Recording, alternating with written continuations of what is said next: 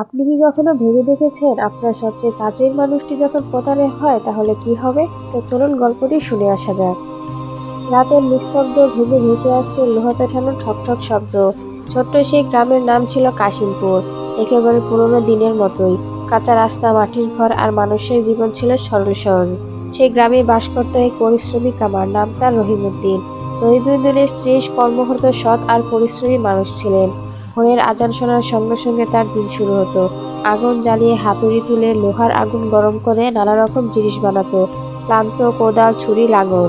তার হাতের কাজ এতই নিখুঁত ছিল যে আশেপাশে 10টা গ্রাম থেকে মানুষ তার কাছে কাজ করাতে আসতো। কিন্তু তার জীবনে একটি বড় দুঃখ ছিল, তার স্ত্রী জয়নব। জয়নব ছিল অত্যন্ত সুন্দরী, কিন্তু তার মন ছিল ছলনায় ভরা। বাহ্যিকভাবে সে খুবই নম্র, ভদ্র এবং ধর্মভিক্ত নারীর মধ্যে আচরণ করত, কিন্তু ভিতরে ভিতরে সে ছিল চতুর, লোভী এবং প্রতারক। বিয়ের পরের দিনে সবকিছুই ঠিকঠাকই ছিল। রহিমউদ্দিন তার স্ত্রীকে খুব ভালোবাসতো। সে ভাবতো আল্লাহ তাকে এত সুন্দর একটি জীবনসঙ্গী দিয়েছেন, এটাই তার সবচেয়ে বড় নিয়ামত। কিন্তু ধীরে ধীরে সে লক্ষ্য করতে লাগলো জয়নবের আচরণ অদ্ভুত কিছু পরিবর্তন আসছে। একদিন দুপুরে কাজ থেকে ফিরে রহিমউদ্দিন দেখলো ঘরে কেউ নেই, দরজা আধখোলা। ভেতরে গিয়ে সে দেখলো রান্না হয়নি, পানি নেই, সবকিছুই এলোমেলো। কিছুক্ষণ পর জয়নব ফিরে এলো, কিন্তু তার চোখে মুখে অস্থির স্পষ্ট। কোথায় গিয়েছিলে তুমি? রহিমউদ্দিন শান্ত গলায় জিজ্ঞেস করলো। জয়নব মৃদু এসে বলল, পাশের বাড়ি খালার কাছে গিয়েছিলাম।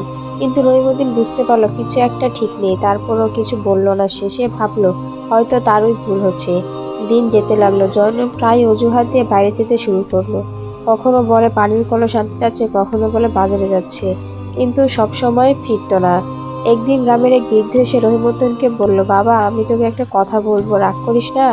তোর বউটাকে আমি প্রায়ই গ্রামের বাইরে একটা অচেনা লোকের সঙ্গে কথা বলতে দেখি। রহিমউদ্দিনের বুক যেন ধক করে উঠল, কিন্তু সে বৃদ্ধকে ধন্যবাদ দিয়ে চুপ করে রইল। তার মাথায় যেন ঝড় বয়ে গেল। সে নিজের মনকে বোঝাতে লাগলো, না, জয়নব এমন হতে পারে না। কিন্তু সন্দেহের বীজ যখন একবার বপন হয়, ধীরে ধীরে তা বেড়ে উঠতে লাগে। সে রাতে রহিমউদ্দিন সিদ্ধান্ত নিল সে সত্যটা জানবে। পরের দিন সকালে স্বাভাবিকভাবে সে কাজে বের হলো। কিছুদিন গেলেতে না যেতে সে লুকিয়ে দেখা করতে শুরু করলো। কিছুক্ষণ পর সে দেখলো জয়নব দরজা বন্ধ করে দ্রুত ঘর থেকে বেরিয়ে গেল। রহিমউদ্দিন নিঃশব্দে তার পিছু নিল। গ্রামের শেষ প্রান্তে পুরনো একটা বটগাছ ছিল, তার পাশেই ছিল একটি পরিত্যক্ত ঘর। জয়নব সেখানে গিয়ে থামলো। কিছুক্ষণ পর আরেকজন লোক সেখানে এলো, মুখে কাপড় বাঁধা যাতে কেউ চিনতে না পারে। দূর থেকে সে সব দেখছিল রহিমউদ্দিন। তার চোখে অন্ধকার নেমে এলো।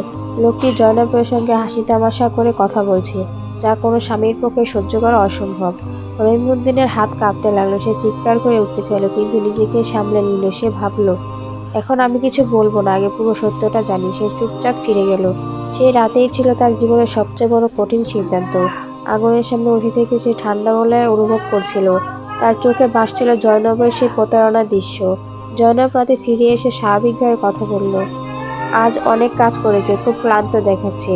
রহিমউদ্দিন তার দিকে তাকালো, কিন্তু কিছু বুঝে বলল না। তার মনে হচ্ছিল এই মানুষটাকেই সে চিনত না। পরের দিন অবাক করার মতন ঘটনা। এবার রহিমউদ্দিন আরো কাছে গিয়ে শুনতে পেল তাদের কথা। লোকটি বলছিল, তোমার স্বামী তো কিছুই বুঝতে পারে না, তুমি তাকে বোকা বানাচ্ছ। জয়নব হাসতে হাসতে বলল, সে তো সারাদিন লোহা পেটায়, মাথা কাজ করে না তার। এই কথা রহিমউদ্দিনের বুক যেন ছিঁড়ে গেল। সে বুঝলো সে শুধু প্রতারক নয়, এটা তার ভালোবাসার অপমান। কিন্তু সে এখনো ধৈর্য ধরল। সে সিদ্ধান্ত নিল সে এমনভাবে সত্যটা প্রকাশ করবে যাতে পুরো গ্রাম জানতে পারে জয়নবের আসল চেহারা। কয়েকদিন পর গ্রামের মসজিদে এক বড় মাহফিলের আয়োজন হলো। আশেপাশে গ্রামের মানুষজনও সেখানে আসবে। রহিমউদ্দিন এই সুযোগটাকে কাজে লাগাতে চাইল। সেই রাতেই সে জয়নবকে বলল, শোনো, কালকে মাহফিল, আমরা সবাই একসাথে যাব।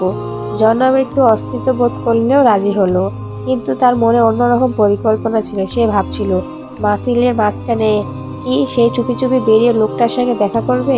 পরের দিন সকাল থেকে গ্রামের পরিবেশটা জমজমাট। সবাই প্রস্তুতি নিচ্ছে মাহফিলের জন্য। রহিমউদ্দিন চুপচাপ নিজের তার কাজ করছে, কিন্তু তার চোখে আজ এক অদ্ভুত ধীরতা। জয়নব সুন্দর করে সাজতো, মাথায় ওড়না, হাতে চুড়ি। বাইরে থেকে তাকে দেখতে বুঝতেই পারবে না তার ভেতরে কি লুকিয়ে আছে। সন্ধ্যা নামলো, মাহফিল শুরু হলো। মানুষজন ভিড় করছে, আলেমরা বয়ান দিচ্ছে। এই সুযোগে জয়নব ধীরে ধীরে সরে যেতে লাগলো, কিন্তু সে জানতো না আজ তার প্রতিটি পদক্ষেপ নজরে রাখছেন রহিমউদ্দিন। সে সেইবার পুরনো বটগাছটার দিকে গেল, আর ঠিক তখনই রহিমউদ্দিনের ছায়া বেরিয়ে এলো। বটগাছের নিচে হালকা চাঁদের আলো পড়েছে, চারপাশে নিস্তব্ধ, শুধু ঝিঁঝি পোকার ডাক। সে নির্জন জায়গায় দাঁড়িয়ে আছে জয়নব কারো অপেক্ষায়। হঠাৎ পিছন থেকে একটি গভীর কণ্ঠ ভেসে এসলো। কাকে খুঁজছো জয়নব? জয়নব চমকে উঠে পিছনে তাকালো, তার চোখ যেন বড় হয়ে গেল। তুমি তুমি এখানে? রহিমউদ্দিন ধীরে ধীরে সামনে এগিয়ে এলো, তার চোখে আজ কোনো ভালোবাসা নেই, শুধু গভীর কষ্ট আর কঠিন সত্যের ছাপ। হ্যাঁ আমি আজ সব দেখবো, শুনবো। জয়নবের মুখ ফ্যাকাশে হয়ে গেল। সে কিছু বলতে চাচ্ছিল, কিন্তু ঠিক তখনই সে অচেনা লোকটি এসে উপস্থিত হলো। লোকটি পরিস্থিতি বুঝে পরে থমকে দাঁড়ালো। কে? কে জয়নব? জিজ্ঞেস করলো। রহিমউদ্দিন উত্তর দিল, আমি তার স্বামী। এই মুহূর্তে পরিবেশটা ভারী হয়ে উঠল। লোকটা কিছু না পেলে পিছনে সরতে চাইলো, কিন্তু রহিমউদ্দিন তার পর আটকালো। আজ কেউ যাবে না, সত্যের বিচার হবে। জয়নব কাঁপতে কাঁপতে বলল, শোনো, তুমি যা ভাবছো ঠিক তা নয়। রহিমউদ্দিন তীক্ষ্ণ চোখে তাকিয়ে বলল, আমি নিজের চোখে যা দেখেছি তা কখনো মিথ্যা হতে পারে না। জয়নব চুপ করে গেল। লোকটি বলল, আমি কোনো ঝামেলায় জড়াতে চাই না, আমাকে যেতে দাও। রহিমউদ্দিন গভীর গলায় বলল, তুমি যাবে, কিন্তু তার আগে সত্যটা সবাই জানে। পরের দিন সকাল, গ্রামের মাঝখানে মানুষ জড়ো হয়েছে, সবাই অবাক। কামার রহিমউদ্দিন নিজেই সবাইকে ডেকেছে। গ্রামের মুরব্বীরা বসে আছেন। মুরব্বীরা সামনে দাঁড়িয়ে, আজ আমি একটা বিচার চাই, সে বলল। সবাই চুপ। রহিমউদ্দিন সব খুলে বলল, কিভাবে তার স্ত্রীকে সে সন্দেহ করেছিলাম, কিভাবে সে নিজের চোখে সব দেখেছে। তারপর সে জয়নব আর সেই লোকটিকে সামনে নিয়ে এলো। গ্রামের মানুষজন অবাক, কেউ বিশ্বাস করতে পারছিল না সে মেয়েটা তারা এতদিন ভালো মনে করতো সে এমন হতে পারে। গ্রামের একজন বয়োযোগ্য বলল, জয়নব তুমি কি করছো এইসব? জয়নব মাথা নিচু করে দাঁড়িয়ে রইল, তার চোখ দিয়ে অশ্রু গড়িয়ে পড়ল। কিছুক্ষণ পর সে ধীরে ধীরে বলল, হ্যাঁ আমি ভুল করেছি। এই স্বীকারোক্তি যেন বজ্রপাতের মতো আঘাত করলো সবাইকে। রহিমউদ্দিনের চোখে পানি চলে এলো, কিন্তু সে নিজেকে সামনে নিল। আমি তোমাকে ভালোবেসেছিলাম, বিশ্বাস করেছিলাম, সে বলল, কিন্তু তুমি সেই বিশ্বাস ভেঙে দিয়েছ। গ্রামের মুরব্বীরা আলোচনা করে সিদ্ধান্ত নিলেন, এই প্রতারকের জন্য জয়নবের কঠোর শাস্তি দেওয়া হবে, কিন্তু তাকে এই গ্রামে ছেড়ে চলে যেতে হবে। জয়নব কাঁদতে কাঁদতে বলল, আমাকে আরেকটা সুযোগ দাও। কিন্তু রহিমউদ্দিন মুখ ফিরিয়ে নিল। বিশ্বাস একবার ভাঙলে তা আর কখনো জোড়া লাগে না। সেই দিনে জয়নব গ্রাম ছেড়ে চলে গেল অজানা এক পথে। লোকটিকে সতর্ক করে গ্রাম থেকে বের করে দেওয়া হলো। কয়েক মাস পর রহিমউদ্দিন আবার তার আগের জীবনে ফিরে গেছে। আগুনের সামনে দাঁড়িয়ে লোহা পেটাচ্ছে, কিন্তু তার মুখে আর আগের মতো হাসি নেই। তবুও সে আল্লাহর উপর ভরসা রাখে।